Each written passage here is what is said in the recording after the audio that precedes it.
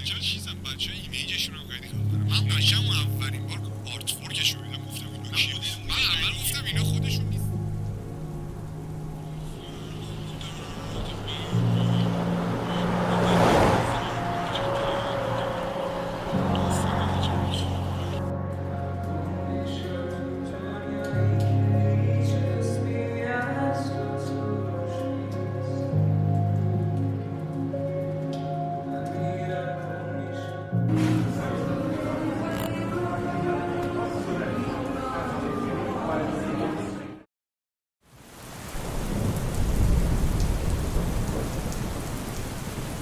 در کنار شب وسط آب انقدر مستی چشات میره خوب داره تو گردنت میرسه آب. اینا رو قبلا دیدم تو خواب سیگارتو تو مشم کردم خاموش گفتی نندازیمش وسط دریا. انقدر رفتم تو اگر و اما که دیگه بعدم میاد ازم دردا. ولی میدونی هفته جون دارم چیزی نمیکشه پسر دریا رو. یه جوری زندگیمونو کریم انگار همه چی تموم میشه فردا. از عشق چشات میسازم با یه جایی میریم با باد موافق. اینو فهمیدم از سفر اولمونی جای دنیا نداره عاشق.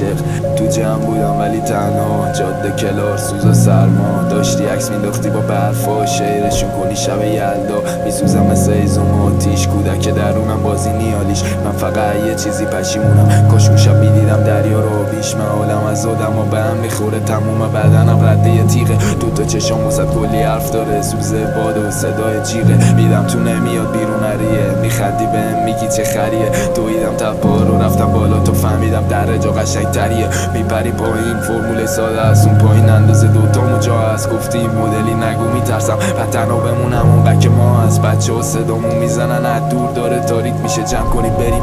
رسیدیم زنگاتو ندادم جواب نخواستم که با هم الکلی بشیم. انگشتری که بهم دادی هست ولی صبحش تو رستوران تنهاست. بارتندر میگه ساعت 10 صبح ستاره کیه میبرتت پرواز. کف شیش لیسه دو رد و برق میاد زیر زمینیم بالا مردم از زیاد. بهش گفتم انقدی سقوط کردم که دیگه نمیترسم از بلندی ها. نفسم تنگه نفس فقط تو منو میشناسی نفس واسه معنی نداره قفس که نبودینم کردن هر بسو.